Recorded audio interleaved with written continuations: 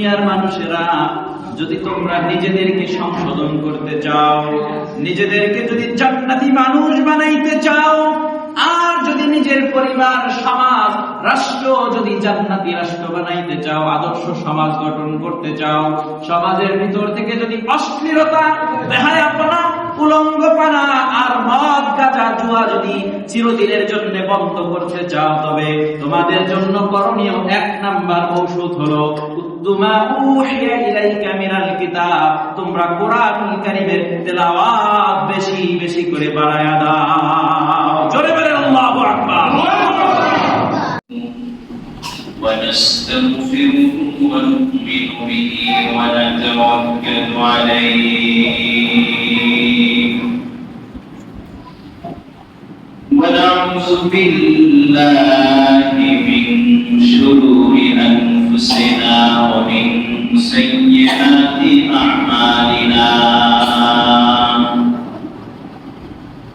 من يهده الله فلا مضل له ومن يضلل فلا هادي له وأشهد أن لا إله إلا الله وحده لا شريك له وأشهد أن سيدنا وسندنا وحبيبنا ومولانا محمدا عبده ورسوله أما بعد فقد قال الله تعالى في كلامه المجيد والقرآن الحميد أعوذ بالله من الشيطان الرجيم بسم الله الرحمن الرحيم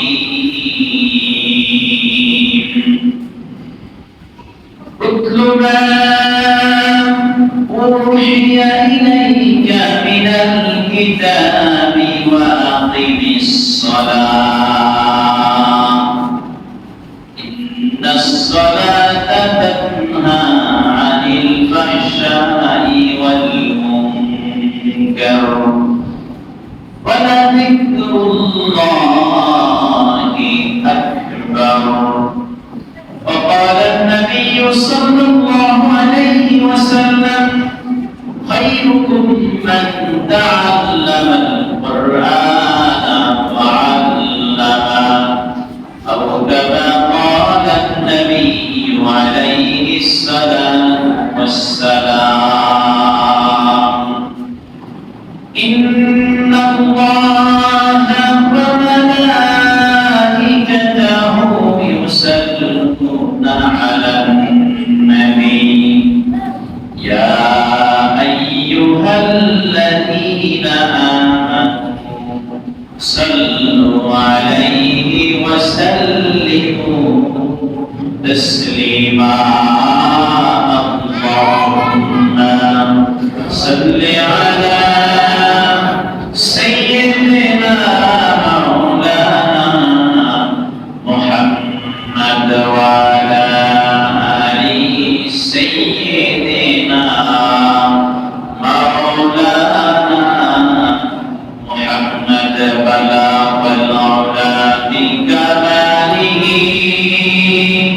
كشف الدجى بجماله حسنت جميع خساواله صلوا عليه وآله لا إله إلا الله لا إله إلا الله لا إله إلا الله لا إله إلا الله لا إله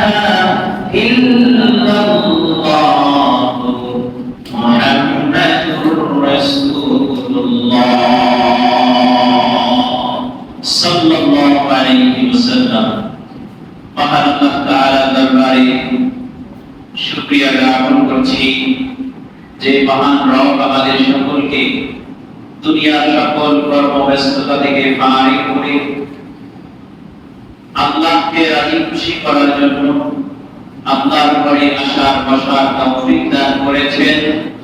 সকলে অন্তরের অন্তঃস্থল থেকে ভক্তি করে মহব্বতের স্বরে সেই মহান রবের দরবারে শুকরিয়া জ্ঞাপন করছি। সকলে বলি আলহামদুলিল্লাহ। আর একটু জোরে বলি আলহামদুলিল্লাহ। সম্মানিত হাজিরিন, 21 নম্বর পারার প্রথম আয়াতে কারিমা আপনাদের সম্মুখে তেলাওয়াত করেছি। আল্লাহ তাআলা এই আয়াতে কারিমার মাধ্যমে আমাদেরকে তিনটি নসিহত করেছেন। কয়টি? তিনটি।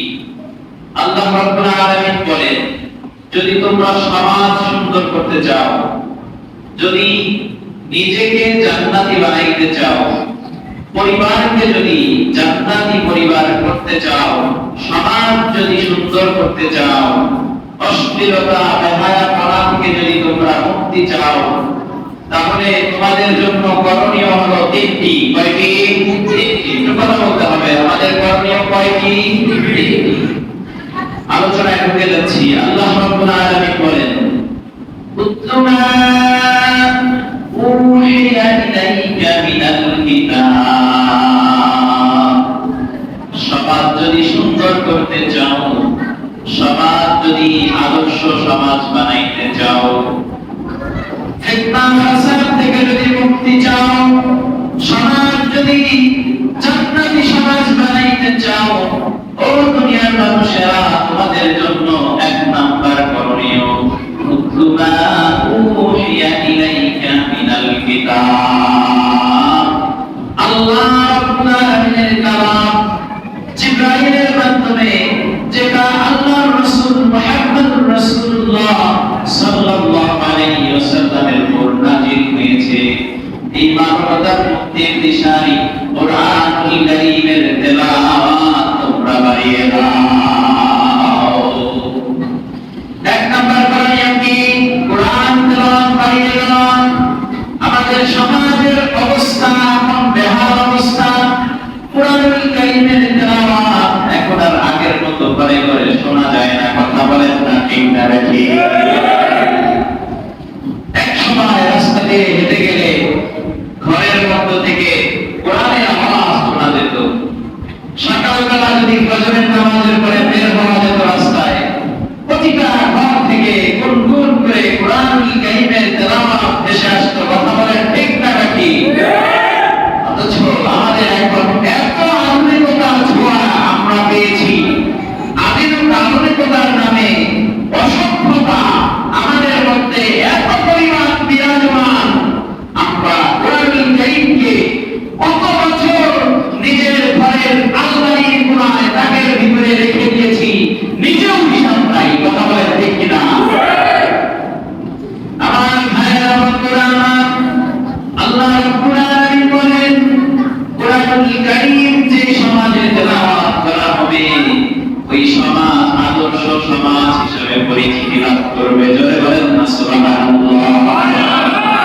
কোরআনুল কারীমের সাথে যার সম্পর্ক, আল্লাহ তাআলা তার সম্মান, ইজ্জত, মর্যাদা আকাশচুম্বী করে দেন। জোরে বলেন আল্লাহু আকবার। আমার ভাইয়েরা, বন্ধুরা আমার, আল্লাহ রাব্বুল আলামিন আমাদেরকে ইরশাদ করেছেন, নসিহত করেছেন, আমরা যেন কোরআনুল কারীমের তেলাওয়াত বাড়িয়ে দেই। আমরা যদি আদর্শ মানুষ হতে চাই, আমরা যদি আদর্শ সমাজ গঠন করতে চাই, সমাজ থেকে যদি অশ্লীলতা বেহায়াপনা চিরদিনের জন্য বিদায় করতে চাই, আল্লাহ রাব্বুল আলামিন নিজেই বলেন, ও মানুষেরা, তোমরা আদর্শ সমাজ গঠন করতে হলে সর্বপ্রথম তোমাদের করণীয় হলো বেশি বেশি করে কোরআনুল কারীমের তেলাওয়াত বেশি বেশি বাড়িয়ে দেওয়া। জোরে বলেন না সুবহানাল্লাহ। কোরআনের কারীমের তেলাওয়াত যে ঘরে বেশি হবে, সেই ঘরে আল্লাহর রহমত তত বেশি বর্ষণ হবে। জোরে বলেন সুবহানাল্লাহ। কোরআনুল কারীম এমন একটি কিতাব, কোরআনুল কারীম পৃথিবীর বুকে এমন এক গ্রন্থ, এমন এক এমন এক আসমানি কিতাব যেই কোরআনুল কারীম শুধু পড়লেই সওয়াব হয়, বিষয়টা এমন নয়। কোরআনুল কারীম যদি কেউ না পড়তে পারে, কোরআন খুলে যদি হাত দিয়ে শুধু দেখে, ধরে ধরে পড়ে, হাত দিয়ে শুধু ধরে, তাতেও আল্লাহ রাব্বুল আলামিন সওয়াব দিয়ে দেয়। জোরে বলেন না সুবহানাল্লাহ। কোরআনুল কারীম এমন এক কিতাব, যে কিতাব পড়াও লাগে না, দেখাও লাগে না, ধরাও লাগে না। একজন পড়ে আর আরেকজন যদি কান পেতে শোনে, আল্লাহর রাসূল বলে তার আমলনামায় পড়ার সমপরিমাণ সওয়াব দিয়ে দেওয়া হয়। কোরআনুল কারীম এমন এক কিতাব, যে কিতাব কোনো মানুষ যদি তেলাওয়াত করে, মানুষের সম্মান, ইজ্জত, মর্যাদা আল্লাহ রাব্বুল আলামিন আকাশ চুম্বি করে দেন। জোরে বলেন সুবহানাল্লাহ।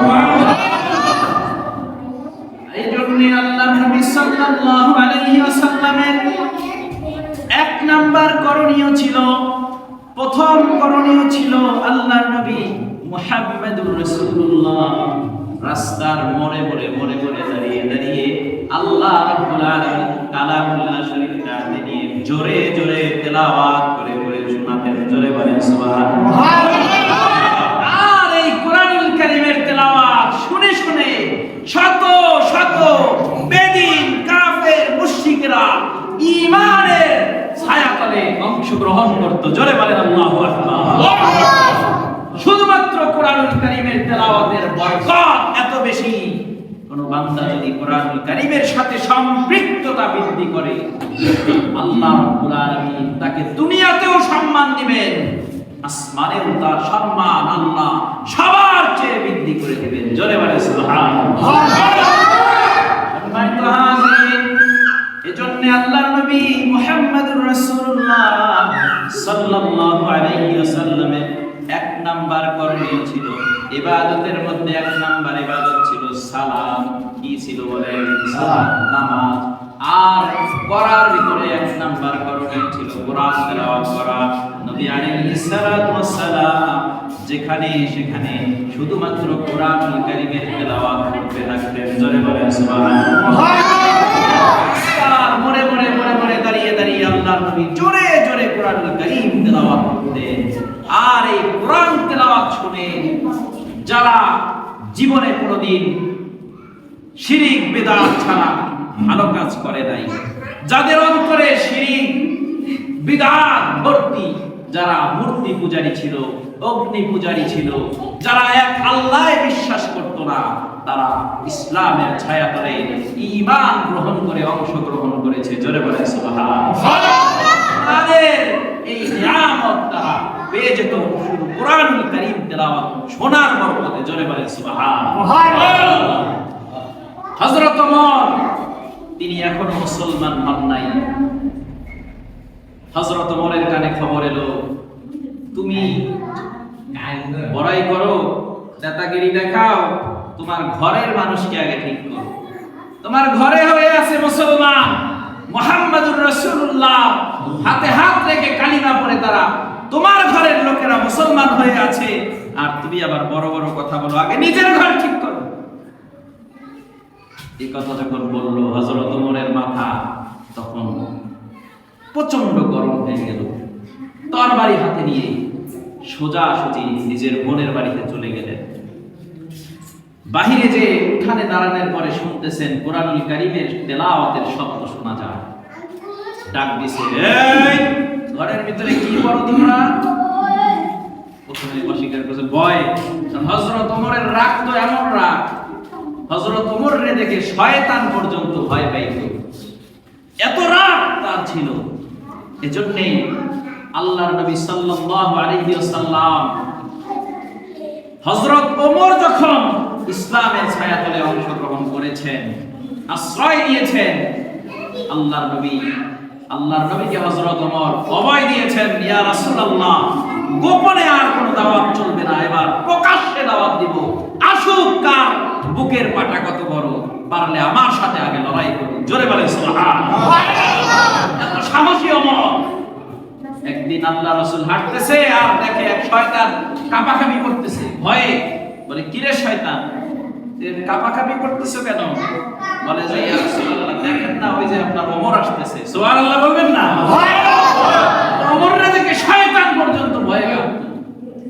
এমন ওমর, এত রাগান্বিত ওমর ঘরের উঠানে দাঁড়িয়ে বলেছে, এই ঘরের ভিতর থেকে কিসের শব্দ আসে? কি করতেছো তোমরা? ঘরের দরজা খুলে দেওয়া হলো, দেখানো হলো। প্রথমে দেখাই নাই, অনেক লম্বা ঘটনা। পরবর্তীতে হযরত ওমর বললেন, তোমরা যা তেলাওয়াত করেছো আমাকেও শোনাও। হযরত ওমরের বোন আর বোন জামাতা ঘরের মধ্যে কোরআনুল কারীম তেলাওয়াত করতেছিলেন।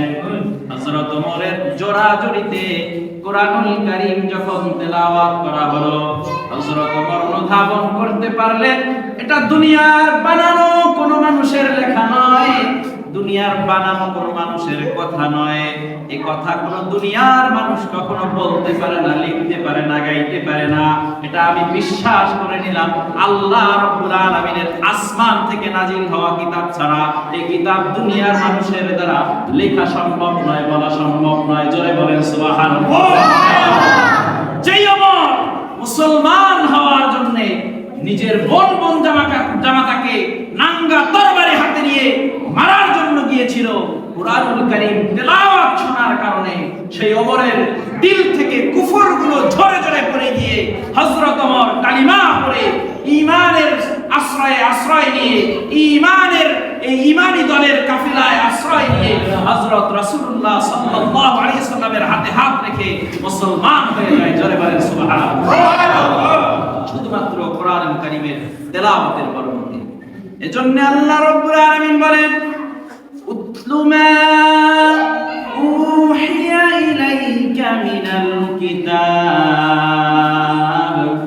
দুনিয়ার মানুষেরা যদি তোমরা নিজেদেরকে সংশোধন করতে চাও, নিজেদেরকে যদি জান্নাতি মানুষ বানাইতে চাও, আর যদি নিজের পরিবার, সমাজ, রাষ্ট্র যদি জান্নাতি রাষ্ট্র বানাইতে চাও, আদর্শ সমাজ গঠন করতে চাও, সমাজের ভিতর থেকে যদি অশ্লীলতা, বেহায়াপনা, উলঙ্গপনা আর মদ, গাঁজা, জুয়া যদি চিরদিনের জন্য বন্ধ করতে চাও, তবে তোমাদের জন্য করণীয় 1 নাম্বার ঔষধ হলো উতলুমা উহিয়া ইলাইকা মিনাল কিতাব। তোমরা কোরআনুল কারীমের তেলাওয়াত বেশি বেশি করে বাড়ায়া দাও। জোরে বলেন আল্লাহু আকবার। হযরত ওসমান রাদিয়াল্লাহু তাআলা আনহু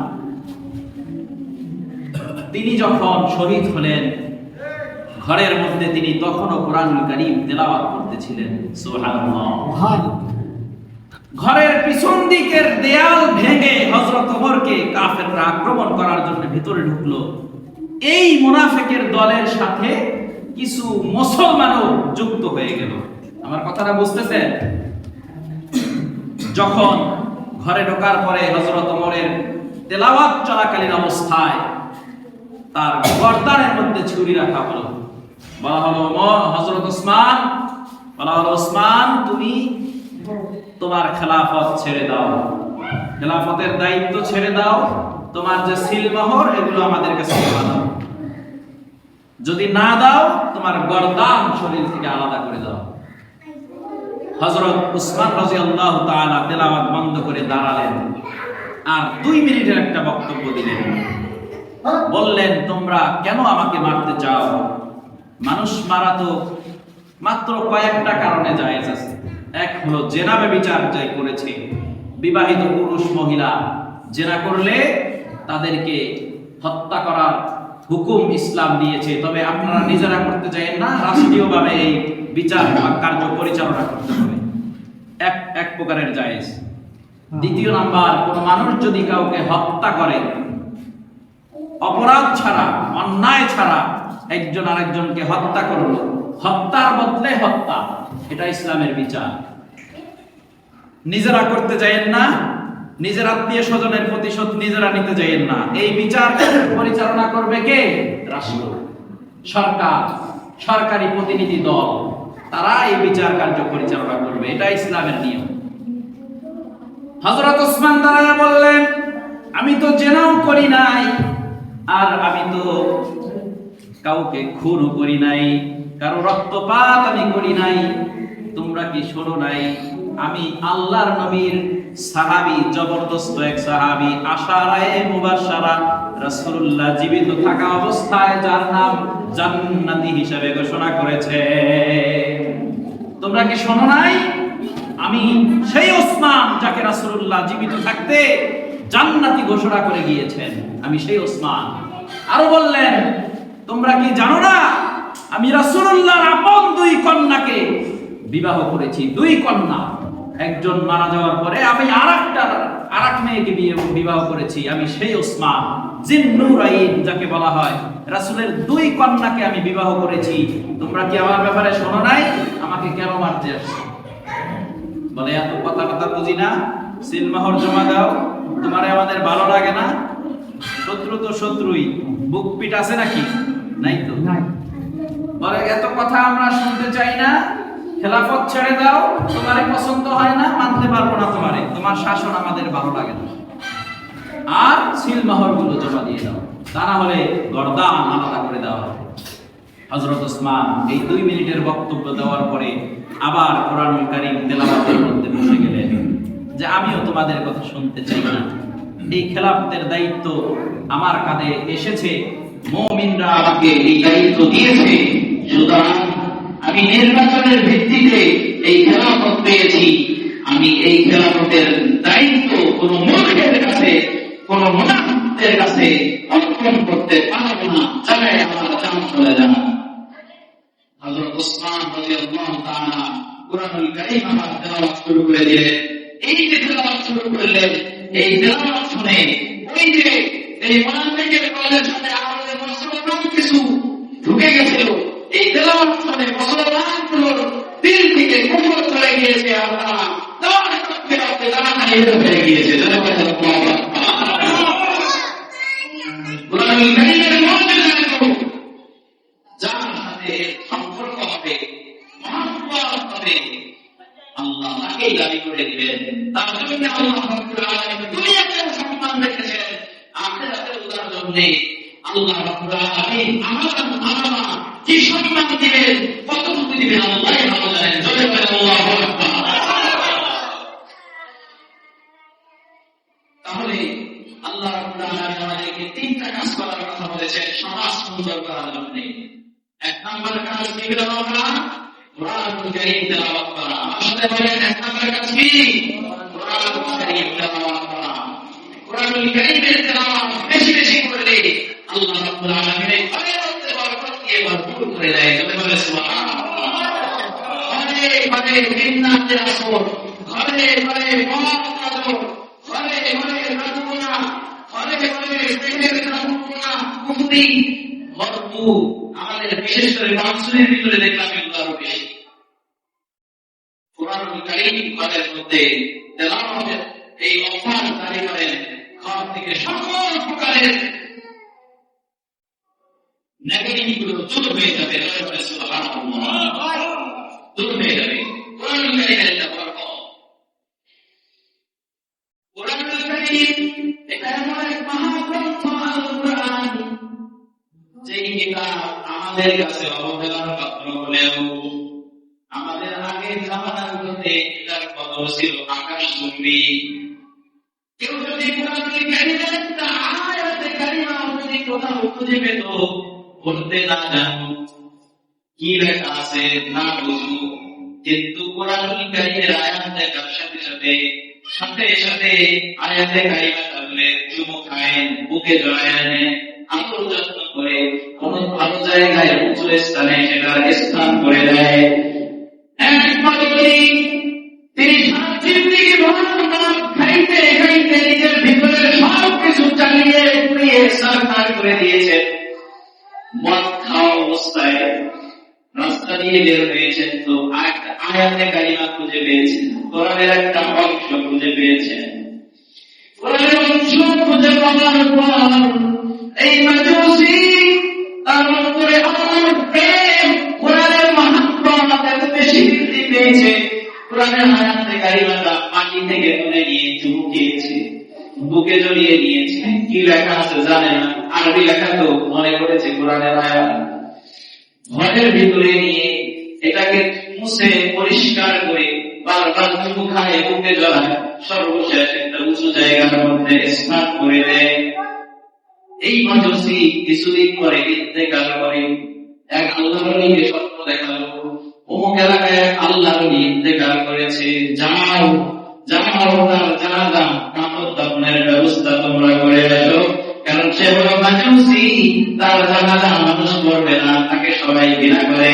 অথচ এই লোক এই কোরআনুল কারীমের আয়াতে কারিমা মর্যাদা করার কারণে, সম্মান দেওয়ার কারণে আল্লাহ রাব্বুল আলামিন তার পিছনের জিন্দেগীর সকল গুনাহ খাতাগুলো মাফ করে দিয়ে ওলির দরজায় তার নাম লিখে দিয়েছেন। জোরে বলেন সুবহানাল্লাহ। কোরআনুল কারীমের সম্মান ইজ্জত তারা করে আল্লাহ তাদেরকে দামি বানিয়ে দিবে, তাদের জন্য আল্লাহ জাহান্নাম হারাম করে দিবে। জোরে বলেন সুবহানাল্লাহ। কোরআন যে তেলাওয়াত করবে সে দাজ্জালের ফিতনা থেকে বেঁচে যাবে। দাজ্জাল যখন আসবে শেষ সময়ে, দাজ্জালের আবির্ভাব করার পরে দাজ্জাল মানুষকে বিভিন্ন রকমের ফিতনায় ফেলে দিবে।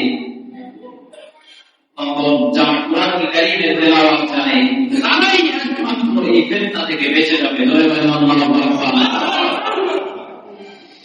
এক সাহাবী কোরআনুল কারীম তেলাওয়াত করতেছিলেন, মুহাম্মদ কোরআনুল কারীম ধরে ধরে দেখে দেখে বুঝে বুঝে তেলাওয়াত করতেছিলেন। আর এত বেশি মহব্বত তার কোরআনের প্রতি ছিল, আল্লাহ রাব্বুল আলামিনের আসমান থেকে সরাসরি একটা নূর ওই ঘরের মধ্যে পড়তেছিল। আর তার ঘরের যে ঘোড়া ছিল, ঘোড়াটা ভয়ে লাফাইতেছিল। ভয়ে পশুরা গিয়ে লাফালাফি করে না, ছোটাছুটি করে। সাহাবী তেলাওয়াত করে আর ঘরের মধ্যে আসমান থেকে সরাসরি একটা নূর এসে তার ঘরের মধ্যে পড়ে। এই অবস্থা দেখে নিজের পালিত ঘোড়াটা ভয়ে ছোটাছুটি লাফালাফি শুরু করলো। সাহাবী ভয় পেয়ে গেল, কি ব্যাপার? কোরআন শরীফ তেলাওয়াত করি, সাথে সাথে ঘোড়া লাফানি শুরু করে দেয়। কত করে আবার লাফানি বন্ধ হয়, আবার তেলাওয়াত করে আবার ঘোড়া লাফানি বেড়ে যায়। এভাবে করে সাহাবী নিজেও ভয় পেয়ে গেলেন, কি ব্যাপার? ঘরের মসজিদ বুদা শোনা, কি ব্যাপার, কি হইল? কোরআন শরীফ পড়া শুরু করলে কোন থেকে আওয়াজ আসে, আর ঘরের ঘোড়া আমার শুরু করে দেয়, ছোটাছুটি শুরু। কি আশ্চর্য ব্যাপার, নিজে ভয় পেয়ে গেলেন। সকালবেলায় সাহাবী নবী আলাইহিস সালাতু ওয়াস সালামের কাছে হাজির, ইয়া রাসূলুল্লাহ, ইয়া হাবিবাল্লাহ। রাতের ঘটনা শোনালেন, বললেন কোরআন তেলাওয়াত করতেছিলাম, আমার ঘোড়াটার অবস্থা লাফালাফি করতেছিল, বন্ধ করি তো লাফালাফি বেড়ে যায়, আবার করি কোরআন তেলাওয়াত শুরু করি, আবার লাফালাফি বেড়ে যায়। ওগো নবী, আমি অনেক পর্যায়ে ভয় পেয়ে যাই আর কোরআনুল কারীম বন্ধ করে দিই, তেলাওয়াত করা বন্ধ করে দিই। আল্লাহর নবী বলে, সাহাবী রে, কেন বন্ধ করলি? সাহাবী, কেন কোরআন তেলাওয়াত বন্ধ করলি? তুই জানো না সাহাবী, কোরআনুল কারীম তেলাওয়াত করতেছিলি আর আল্লাহ রাব্বুল আলামিন আসমান থেকে সরাসরি তোর ঘরের মধ্যে রহমত বর্ষণ করতেছিল রে সাহাবী। আর আসমান থেকে অসংখ্য অগণিত ফেরেশতা দলে দলে দলে দলে এসে তোর বাড়ির আনাচে কানাচে সবাই শুধু ঘোরাঘুরি করতেছিল। আর এই ঘটনা দেখে তোর ঘোরাগুলো ভয় পেয়েছিল রে সাহাবী। তুই যদি কোরআনুল কারীম তেলাওয়াত বন্ধ না করতি সাহাবী, আমি তোর কথা দিলাম সাহাবী, আমি তোর এই কথা স্পষ্ট করতেছি সাহাবী, কোরআনুল কারীম যদি সন্তান পর্যন্ত তেলাওয়াত করতি, আর ফজরের নামাজে রক্ত হয়ে যাইত। দুনিয়ার মানুষগুলো সবাই মিলে তোর তেলাওয়াত করার ব্যবস্থা যারা দুনিয়াতে এসেছিল সবার সাথে তাদের গোনাহ হয়ে যেত। জোরে বলেন আল্লাহু আকবার। কোরআনুল কারীম তেলাওয়াতের কথা যারা মহব্বত নিয়ে কোরআন তেলাওয়াত করবে, সরাসরি আসমান থেকে তাদের ঘরে রহমত নাযিল হয়ে যাবে। বলেন সুবহানাল্লাহ। লম্বা হয়ে যাচ্ছে, দ্বিতীয় নাম্বার করণীয় মধ্যে আমরা চলে যাচ্ছি। আল্লাহ রাব্বুল আলামিন বলেন, 2 নাম্বার করণীয় তোমাদের মধ্যে আল্লাহ 21 নম্বর বার প্রথম নাম্বার আয়াতে কারিমার মধ্যে বলেন, মা উহিয়া ইলাইকা মিনাল কিতাব ওয়া আকিমিস সালাত। দুই নাম্বার করণীয় হলো নামাজ কায়েম করা, নামাজ শিখা কায়েম করা। নিজে একা একা নামাজ পড়া, নামাজ কায়েম করা নয়, সমাজের সবাইকে নামাজের দাওয়াত দেওয়া, সবাইকে নিয়ে একসাথে জামাতে নামাজ পড়ার নাম হলো নামাজ কায়েম করা। আল্লাহ রাব্বুল আলামিন বলেন, ইন্নাস সালাতা তানহা আনিল ফাহশাই ওয়াল মুনকার। আল্লাহু আকবার বলেন। যারা নামাজ আদায় করবে, পাঁচ ওয়াক্ত নামাজ যারা যথাযথ সময়ে সঠিক সময়ে যারা আদায় করবে, আল্লাহ রাব্বুল আলামিন বলেন তাদের কোরআন যত ফাহিশা কাজের অভ্যাস আছে, গুনাহ করার অভ্যাস আছে, মিথ্যা কথা বলার অভ্যাস আছে, চুরি করার অভ্যাস আছে, মদ খাওয়ার অভ্যাস আছে, ছাড়তে পারে না, বিড়ি খাওয়ার অভ্যাস আছে, ছাড়তে পারে না, দাড়ি কামানোর অভ্যাস আছে, ছাড়তে পারে না, সুদ খাওয়ার অভ্যাস আছে, ছাড়তে পারে না, ঘুষ দেওয়ার অভ্যাস আছে, ছাড়তে পারে না, জেনা খাওয়ার অভ্যাস আছে, ছাড়তে পারে না, সমাজে উলঙ্গ হয়ে চলাফেরা করে অভ্যাস পরিবর্তন করতে পারে না, বন্ধুর সাথে হাসি ঠাট্টায় মিথ্যা কথা বলার অভ্যাস পরিবর্তন করতে পারে না, দোকানপাটের মধ্যে বসে টিভির দিকে তাকায় থাকতে ভালো লাগে, এই অভ্যাস পরিবর্তন করতে পারে না। আল্লাহ রাব্বুল আলামিন বলেন, ইন্নাস সালাতা তানহা আনিল ফাহশাই ওয়াল মুনকার। যারা নিয়মিত নামাজ আদায় করবে, আল্লাহ রাব্বুল আলামিন নিজে বলেন তাদের সকল প্রকার ফাহিশা কাজকর্ম থেকে এই নামাজ তাদেরকে ফিরিয়ে সঠিক পথের দিশা নিয়ে দেবে। আল্লাহু আকবার। নামাজ তাদেরকে সঠিক পথে নিয়ে আসবে। অবশ্যই একদিন তার চুরির অভ্যাস দূর হয়ে যাবে, মিথ্যা কথা বলার অভ্যাস দূর হয়ে যাবে, নামাজ পড়তে থাকলে তার কিবত শিকায়াত করার অভ্যাস দূর হয়ে যাবে, নামাজ পড়তে থাকলে আল্লাহ রাব্বুল আলামিন তার জীবনের সকল পাপ কর্মগুলো আস্তে আস্তে ডিলিট করতে থাকবে, তার অভ্যাস আস্তে আস্তে পরিবর্তন হয়ে সিরাতুল মুস্তাকিমের পথে পরিচালিত হওয়ার অভ্যাসে পরিবর্তিত হয়ে যাবে। সম্মানিত হাজির, এই জন্য সালাত আদায় করতে হবে, পাঁচ ওয়াক্ত নামাজ যথাযথভাবে সময় মতো আমাদের দরকার আছে নাকি নাই? জোরে বলেন না, নামাজ পড়ার দরকার আছে নাকি নাই? আল্লাহ রাব্বুল আলামিন বলেন, قد أفلح المؤمنون الذين هم في صلاتهم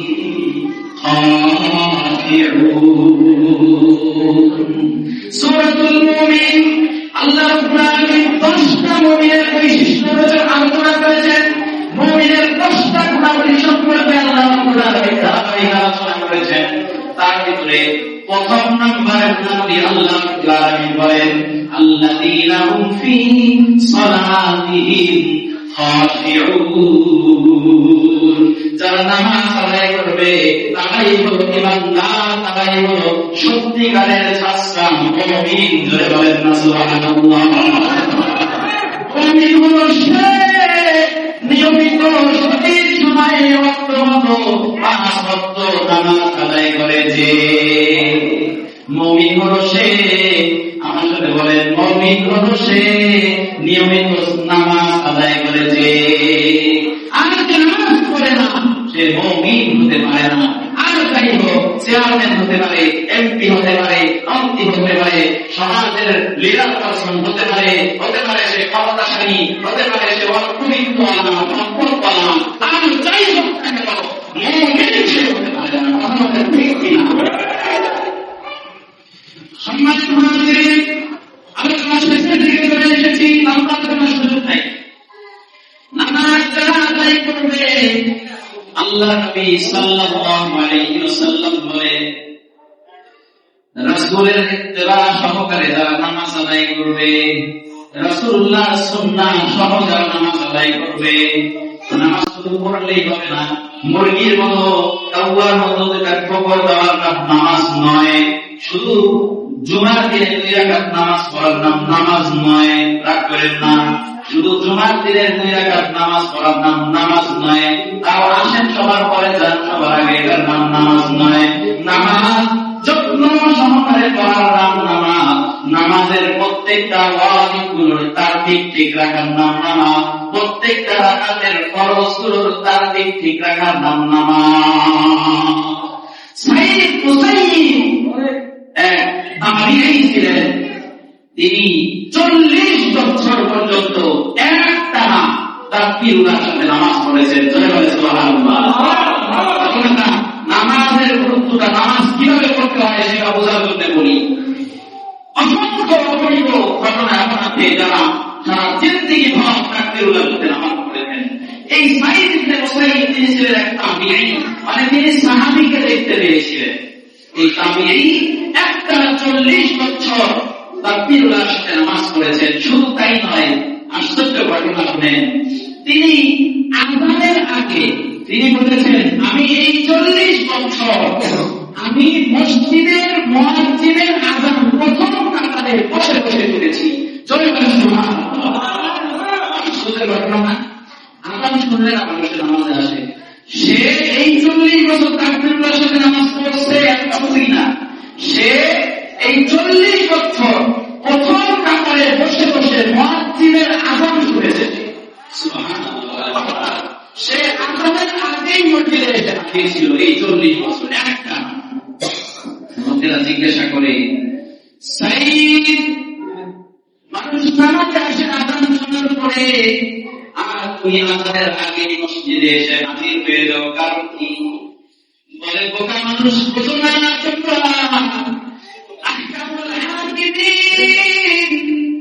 কিয়ামতের দিন যেদিন আমাদেরকে নামাজ সম্পর্কে জিজ্ঞাসা করবে, আমি সাইয়্যিদকে যদি বলে, ও সাইয়্যিদ মুসাইয়্যিব, আযান দিয়া মুয়াজ্জিনের মাধ্যমে ডেকে ডেকে কিয়ামতে মসজিদে আনা লাগছে, আমার ইবাদত করা লাগবে নাকি তুই জানতি না? জানার পরেও আযান দিয়া তোরে ডেকে ডেকে ডেকে ডেকে কেন মসজিদে আনা লাগবে? এই কথা যদি আল্লাহ আমাদের জিজ্ঞাসা করে, হাসরের কঠিন ময়দানে আমার মুখ আমি লজ্জায় ভরে যাব। ওই লজ্জা থেকে বাঁচার জন্য মুয়াজ্জিনের আযানের আগে আগে আমি মসজিদে এসে উপস্থিত হয়ে যাই। জোরে বলেন না সুবহানাল্লাহ। আর আশ্চর্যের ঘটনা শুনেন। সে বলে, আমি শুধু আযান শুনছি প্রথম কাতারে বসে, বিষয়টা এতটুকুই শেষ নয়। এই 40 বছর আমি যে নামাজে দাঁড়িয়েছি, আমার সামনের কাতারের যে মানুষ দাঁড়িয়েছে আমার সামনে, তার পিঠে আমার কদর কোনদিন বলে রাখে। জোরে বলে সুবহানাল্লাহ। এমন নামাজ পড়েছে। আমরা নামাজ পড়লে তো মাশাআল্লাহ ওদিকে একবার চাই, কে আসলো কাতারে, ওইদিকে আরেকবার চাই, কে আসলো, কে আসলো না, কথা বলেন কিনা?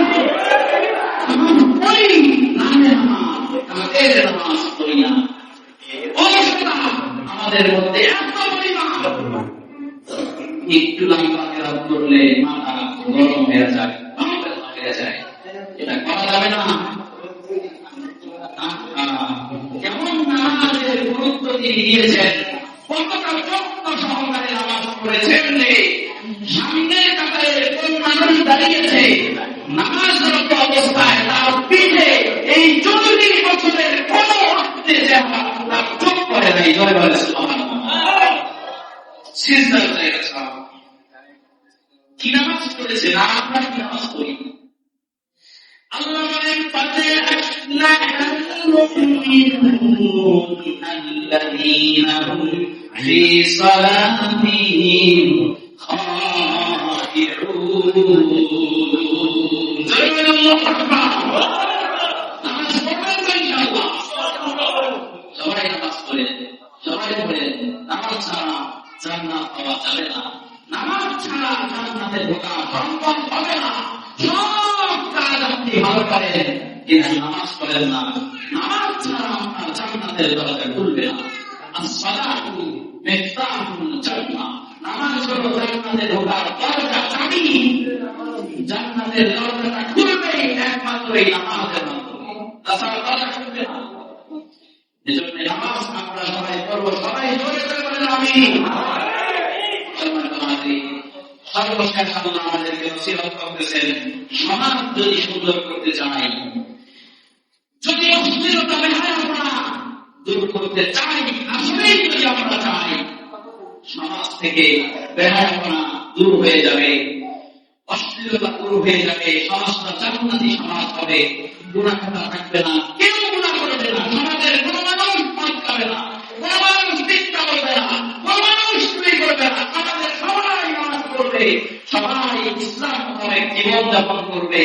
আমরা যদি চাই, 3 নাম্বার কাজ হলো ওয়ালা যিকরুল্লাহি আকবার, সেই বড় খোদা আল্লাহ রাব্বুল আলামিনের জিকির সর্বদা জবানের মধ্যে জারি রাখা। আল্লাহু আকবার। এই জিকিরের এত শক্তি জানেন না, জিকির এটা এমন এক শক্তি, সবাই শেষ হয়ে যাইতেছে, শেষ সময় এই কথাটা বলে শেষ করে দিচ্ছি। জিকির এত বড় শক্তি, আল্লাহ রাব্বুল আলামিন এই যে দুনিয়া সৃষ্টি করেছেন, দুনিয়া, এই দুনিয়াটা শুধুমাত্র মানে মুখের কথা শক্তি এত বেশি, এটা বুঝাই গেছি। আল্লাহ শুধু বলেছেন কোন ফায়ার, হাত দিয়ে করেন নাই, পা দিয়েও করেন নাই, মুখ দিয়ে শুধু বলছেন, জবান দিয়ে উচ্চারণ করছেন কোন ফায়ার, কোন তামাম দুনিয়া সৃষ্টি হয়ে গেছে। আসমান জমিন সবকিছু এই শুধুমাত্র মুখের কথা দ্বারা, মুখের ভালো বাক্য শব্দর দ্বারা তৈরি হয়ে গিয়েছে। আর মুসলমানদের মুখের আওয়াজ এটা কত বড় জানেন? আল্লাহ রাব্বুল আলামিনের আরশ কত বড়? এই তামাম দুনিয়া, প্রথম আসমান, দ্বিতীয় আসমান, প্রথম আসমান থেকে দ্বিতীয় আসমানের দূরত্ব 500 বছর। তাহলে এটা আলোর গতি, আলোর গতি কেউ যদি হিসাব করে, মানে ওই চাঁদ কত দূরে, এত অতি দূরের থেকে তাদের আলোটা দুনিয়ায় পড়তে মাত্র 8 মিনিট সময় লাগে। কয় মিনিট? 8 মিনিট।